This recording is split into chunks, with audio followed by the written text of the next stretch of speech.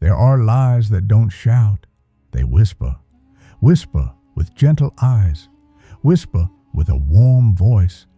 Whisper through seemingly harmless questions. But have you ever wondered, why do they tell so much about things that don't matter? Why do they smile at you while their heart turns away? There are lies no different from a silk curtain, soft, graceful, but drawn only to hide the door they don't want you to open. And if you never pull that curtain back, how will you know whether you're seeing the truth or just a stage? The human body is like a musical score. Those who speak the truth play the right rhythm. Those who lie, even if only off by a single note, create unease in the air. A missed breath, a nod out of sync, a smile without a soul. Can you tell? This story is that musical score. 7 ways to detect a lie within seconds. Not as a method to accuse, but as a compass to guide you through the maze of words and gestures. Each way is a shard of a mirror, and you will only see the true face behind the mask if you piece all 7 shards together. So don't walk away halfway through, because the liar always hides the knife at the very end, and the truth sometimes only reveals itself in the final sentence of a sweet excuse.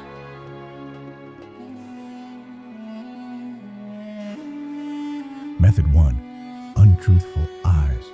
You ask someone, "Where were you last night?" They don't look you in the eye. Their gaze shifts slightly to the right, then drops to their hands, lips tighten, and they say, "I was just at home, that's all." In that moment, even without any evidence, a vague feeling arises inside you. Something's not right.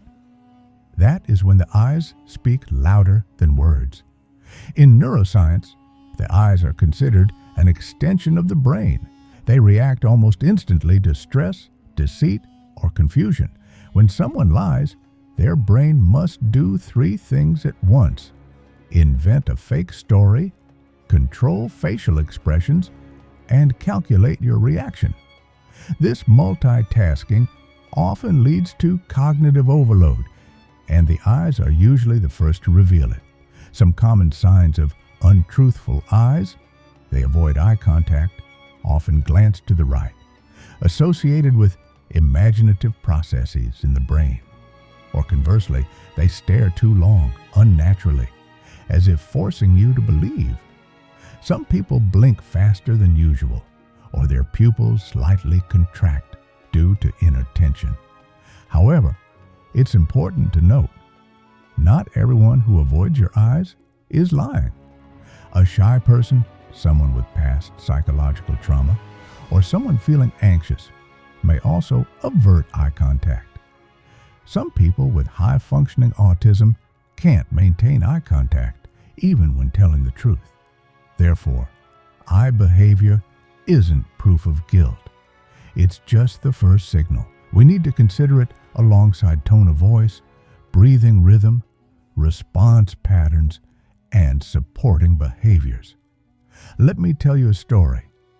During an interrogation in Norway, a suspect in a major theft case answered every question calmly.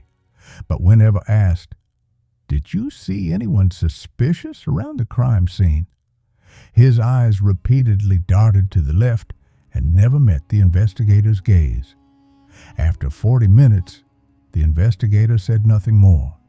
He simply looked him in the eyes and said, "You're lying, not because of what you said, but because your eyes told a different story." Eventually, the man admitted he had witnessed the theft, but said nothing, and that was enough to convict him as an accomplice. In Stoicism, Marcus Aurelius once wrote, "See the world as it is, without embellishment, without rushing to judge, without turning away when truth makes us uncomfortable." A Stoic doesn't seek to expose or chase someone down. They simply remain alert enough to sense when something's wrong, acknowledge it, and act with control. If you notice someone begins to avoid eye contact when talking about something important, pause, not to confront them, but to protect yourself. Sometimes honesty isn't in the words they speak, but in how they avoid your eyes. The eyes are the windows of the mind. When those windows shut, the truth is often locked inside, and you can sense that in just a few seconds if you're observant.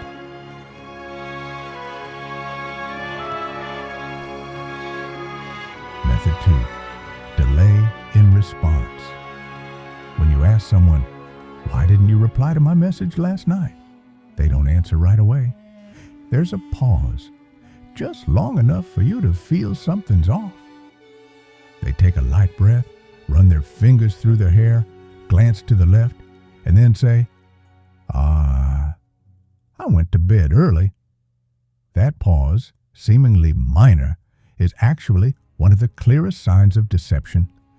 In cognitive psychology, when someone tells the truth, their response is often reflexive, requiring almost no preparation. The brain simply retrieves a memory. But when lying, the brain has to generate new information, rationalize it, and anticipate the listener's reaction. This slows down the response process, creating a delay in speech. Such delay is often accompanied by auxiliary behaviors, lip licking, deep breaths, filler words like, well, or repeating the question to buy more time to think. But be cautious. Not every pause is a lie. An honest person may pause when surprised, when feeling accused, or when trying to choose words carefully so as not to hurt you. However, there is a principle in reading delay. If a simple question takes too long to answer and comes with facial tension, there's a high chance something is being hidden. I once worked with a manager. He often promised projects would be delivered on time, yet every week they were late. When questioned, he would often repeat, there were a few unexpected issues this week, yet never specified what they were. Each time he was asked, there was a few second delay, even though his answer was repetitive and could have been given instantly. That's when I realized the delay wasn't from a busy schedule. It was the result of dishonesty becoming second nature.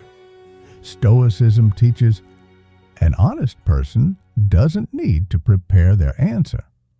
Epictetus once emphasized, a straight mind speaks right words naturally. So when you feel someone takes too long to answer something they should know clearly, don't rush to trust, just take note. Like a clock that runs a few seconds late, the delay in their reply is a sign that something is off within. A sincere person doesn't need time to fabricate the truth. They only need a few heartbeats or even less. And you can detect it in seconds if you're perceptive enough to wait for that odd silence to emerge.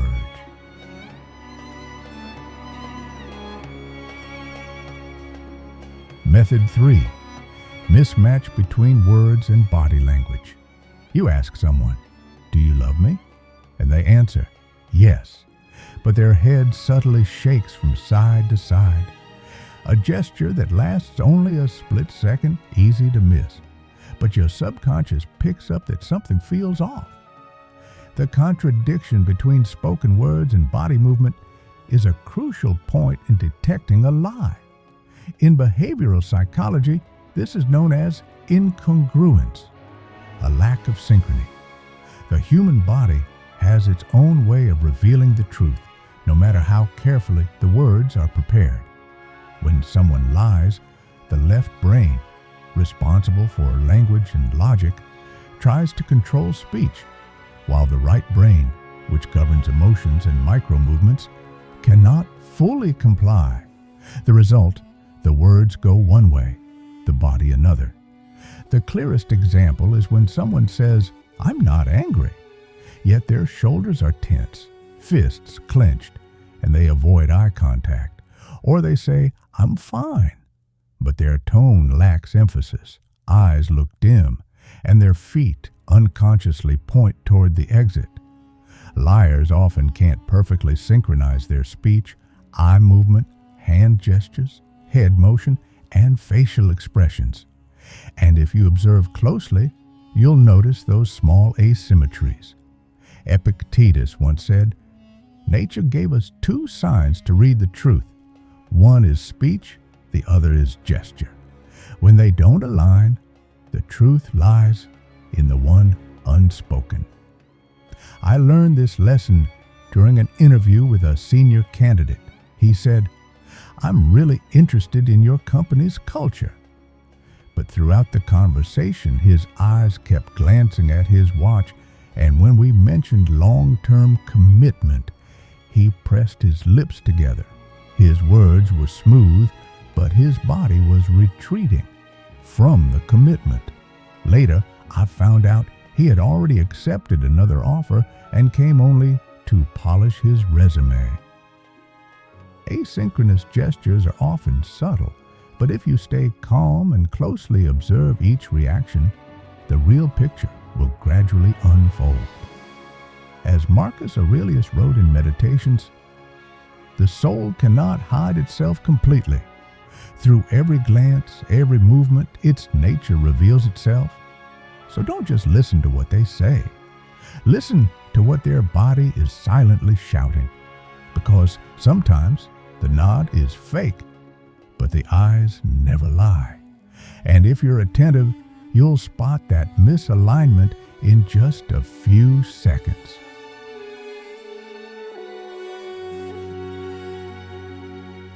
Method 4. Micro-expressions. Suppressed fleeting emotions. Sometimes people lie with a calm, composed face.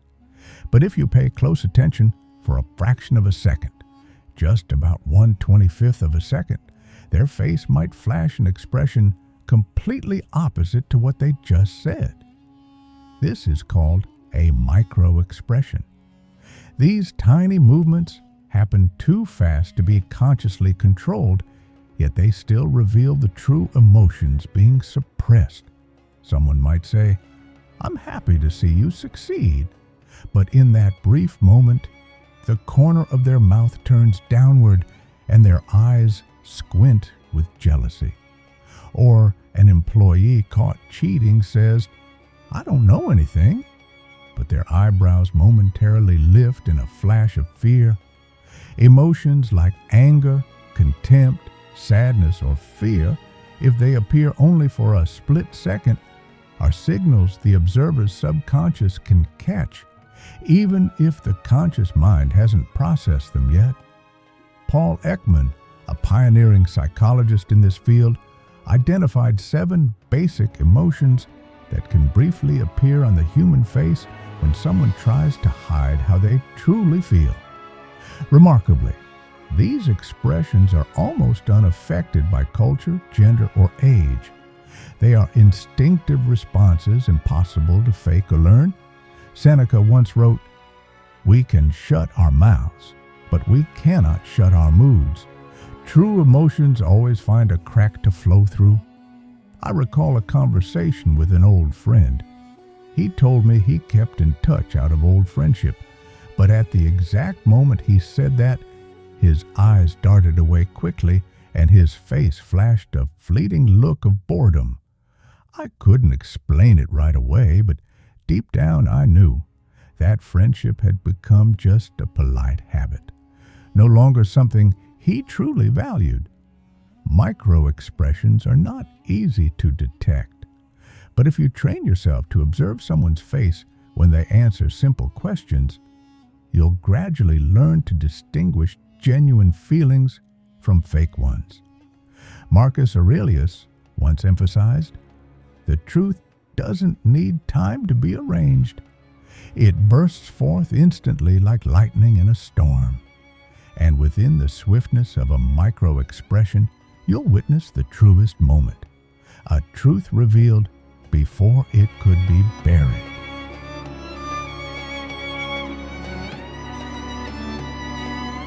Method 5. Excessive details. When a lie tries too hard to sound reasonable.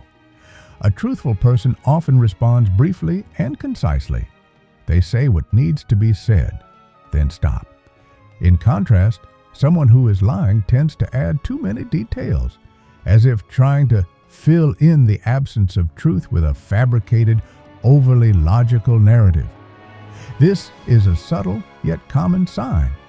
They might recount a story with unusual length and precision, describing the color of a stranger's clothes, the room's temperature, or the exact timing of each action, to make you believe they were truly there or experienced it. Ironically, it's the over-detailing that reveals their need for control. Truth doesn't need embellishment. When on the defensive, liars often instinctively believe the more information they give, the easier it is to confuse the listener. This becomes a natural misdirection strategy.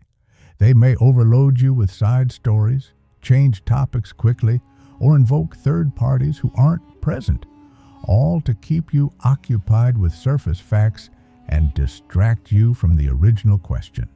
I once asked a colleague if he had falsified a report. Instead of answering yes or no, he launched into a narrative about the system being slow, the manager being unhelpful, and pressures from his family. Those details sounded plausible, but when I stepped back, I realized he never actually answered the question. Epictetus once said, "The wise speak little because truth doesn't need dressing. The dishonest need words as armor." So when someone's story sounds too perfect, too smooth, too complete, that's often the most suspicious part. Truth is rarely that tidy. Learn to listen, not just to what is said, but to how the story is constructed. Excessive details may be the clearest sign that you're being steered away from the one thing that matters most, the truth.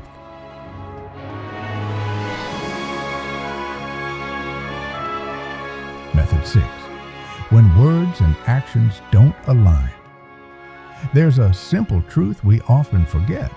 The human body is more honest than the mouth. When someone says, "I'm fine," yet their hands are clenched, eyes downcast, and voice trembling, they're clearly not fine. This is one of the most recognizable yet frequently overlooked signs, the mismatch between spoken words and body language.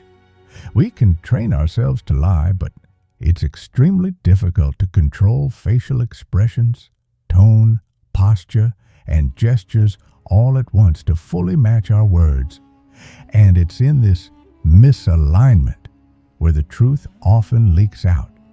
A person may claim, "I'm not worried at all," while constantly touching their neck, avoiding eye contact, and sweating. That's not confidence.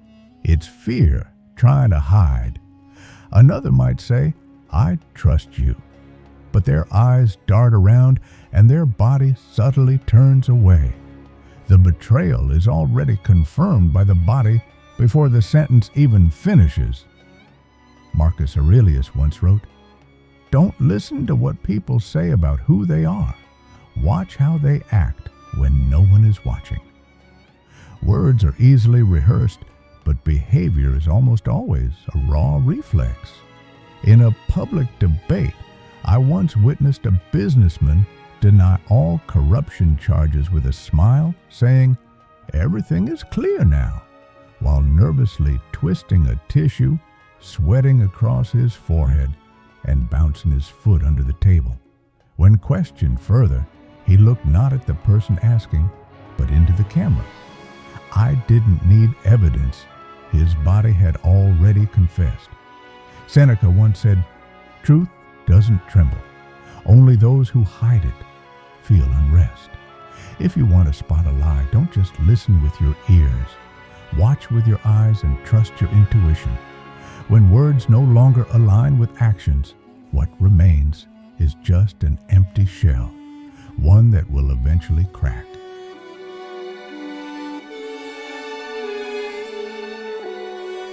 Method 7. Sudden emotional shifts. When someone changes their state too quickly to hide the truth, a person who's lying rarely maintains emotional consistency. They often overreact or underreact because their inner feelings don't match the emotions they're trying to display.